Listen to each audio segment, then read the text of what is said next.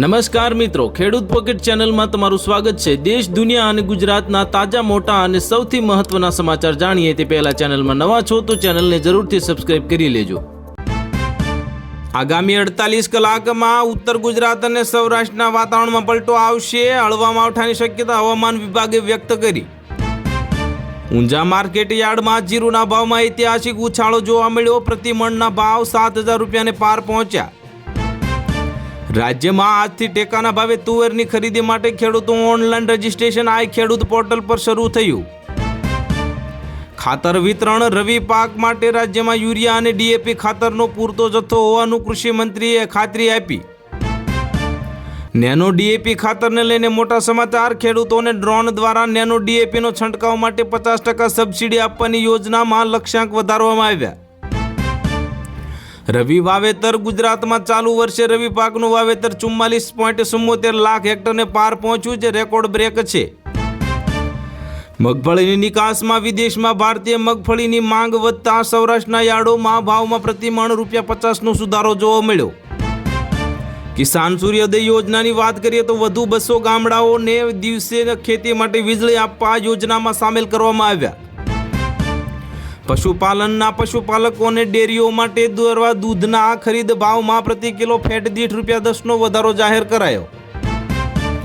ઉનાળુ વાવેતર માટે કેનાલના પાણી છોડવાનો સમયગાળો ખેડૂતોની માંગને લઈને પગલે હવે 15 ફેબ્રુઆરી સુધી લંબાવવામાં આવ્યો।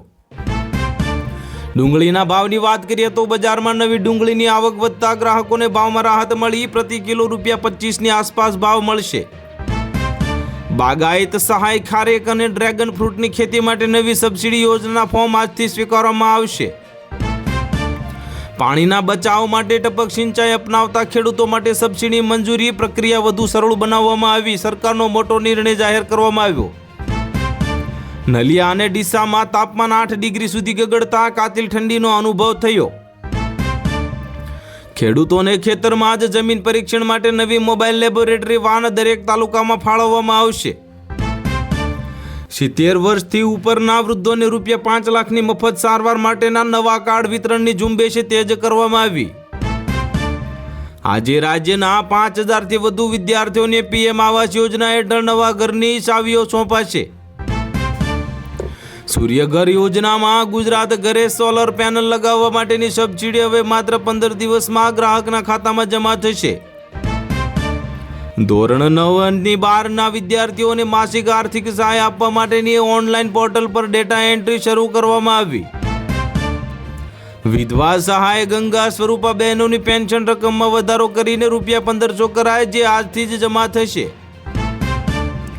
પીએમ વિશ્વકર્મા યોજનાની વાત કરીએ તો પરંપરાગત કારીગરોને સાધનો ખરીદવા ₹15,000ની કીટ સહાય માટે જિલ્લાવાર કેમ્પ શરૂ થયા। માનવ કલ્યાણ યોજનામાં નાના ધંધાર્થીઓને કીટ વિતરણ કરવા માટેના ડ્રોની યાદી હવે તાલુકા વિકાસ કચેરીએ જાહેરાત કરવામાં આવી। શ્રમિક અન્નપૂર્ણા યોજનામાં બાંધકામ શ્રમિકો માટે ₹5માં પૌષ્ટિક ભોજન આપતી વધુ હવે 20 નવી કેન્ટીન આજે ખુલ્લી મૂકવામાં આવશે। વાલી દીકરી યોજનામાં દીકરીના શિક્ષણ અને ઉજ્જવળ ભવિષ્ય માટેની યોજનાના નવા અરજી ફોર્મ પંચાયતમાં સ્વીકારવામાં શરૂ કરવામાં આવ્યા। કિસાન ક્રેડિટ પશુપાલકો અને મચ્છીમારોને કે કિસીને હવે લાભ આપવા માટે વિશેષ લોન મેળવવાનું આયોજન કરવામાં આવશે। હવે દરેક કુટુંબને સહાય મળશે। અકસ્માતે અવસાન પામનાર શ્રમિકના વારસદારોને ₹4 લાખની સહાય મંજૂર કરવામાં આવી। મુખ્યમંત્રી અમૃતમ યોજનામાં વાત કરીએ તો ગંભીર બીમારીના ઓપરેશન માટે ખાનગી હોસ્પિટલો સાથેના કરાર આજે રિન્યુ કરવામાં આવ્યા। MYSY યોજના હેઠળ કોલેજ ફી રિફંડની રકમ વિદ્યાર્થીઓના ખાતામાં જમા થવાની શરૂઆત થઈ। સ્કિલ ઇન્ડિયા રાજ્યના ITI કેન્દ્રોમાં આધુનિક ટેકનોલોજીના નવા કોર્સ માટે પ્રવેશ પ્રક્રિયા જાહેર કરવામાં આવી। જનધન ખાતા ધારકો માટે મોટા સમાચાર। બંધ પડેલા બેંક ખાતા ફરી સક્રિય કરવા બેંકો દ્વારા ગ્રામીણ વિસ્તારોમાં શિબિરો યોજવામાં આવી। જાણી લઈએ આજના પેટ્રોલના ભાવ। તો આજે ગુજરાતમાં પેટ્રોલ અને ડીઝલના ભાવ સ્થિર રહ્યા। અમદાવાદમાં પેટ્રોલ ₹96.42 છે। ગેસ સિલિન્ડરના ભાવની વાત કરીએ તો ઘરેલું ગેસના ભાવમાં કોઈ ફેરફાર નહીં। ઉજ્જવલા ગ્રાહકોને મળતી સબસિડી યથાવત। જાણી લઈએ આજના સોનાના ભાવ. તો વૈશ્વિક મંદીના સંકેતો વચ્ચે સોનાના ભાવમાં પ્રતિ તોલા ₹400નો ઘટાડો નોંધાયો. આજે સવારે સેન્સેક્સમાં 350 પોઈન્ટનો ઉછાળો જોવા મળ્યો. આઈટી અને બેન્કિંગ શેરોમાં ભારે લેવાલી જોવા મળી. લગ્ન સિઝનની લગ્નસરાની માંગ વધતા ચાંદીના ભાવમાં કિલો દીઠ ₹1,000નો વધારો જોવા મળ્યો. સીએનજીના રિક્ષા ચાલકો માટે સીએનજીના ભાવમાં ઘટાડો કરવાની ગેસ કંપનીઓને મહત્વની બેઠક આજે યોજાઈ. જાન્યુઆરીનું જીએસટી રિટર્ન ભરવાની મુદત પૂરી થતાં પહેલા વેપારીઓને સાવચેત રહેવા સૂચના આપવામાં આવી. ડોલર સામે ભારતીય રૂપિયો આજે 5 પૈસા મજબૂત થઈ 83.5ના સ્તરે પહોંચ્યો. બેંકના વ્યાજની વાત કરીએ તો કેટલીક સરકારી બેંકોએ સિનિયર સિટીઝન માટે એફડી એટલે કે ફિક્સ ડિપોઝિટ પરના વ્યાજ દરોમાં વધારો જાહેર કર્યો.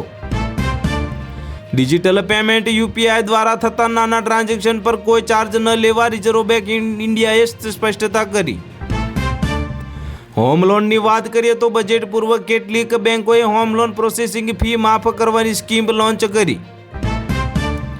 આવકવેરા આગામી બજેટમાં ઇન્કમ ટેક્સ મુક્તિ મર્યાદા વધારવા અંગે નાણામંત્રીના હકારાત્મક સંકેત સામે આવ્યા.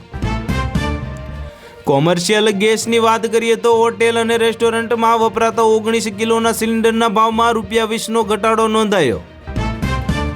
મુદ્રા લોન નાના વેપારીઓને ધંધો વધારવા વગર ગેરંટીએ લોન આપવાની પ્રક્રિયા બેંકોમાં તેજ બની. હેલ્થ ઇન્સ્યોરન્સ સ્વાસ્થ્ય વીમાના પ્રીમિયમ પર હવે જીએસટી ઘટાડવા અંગે કાઉન્સિલની બેઠકમાં ચર્ચા થશે.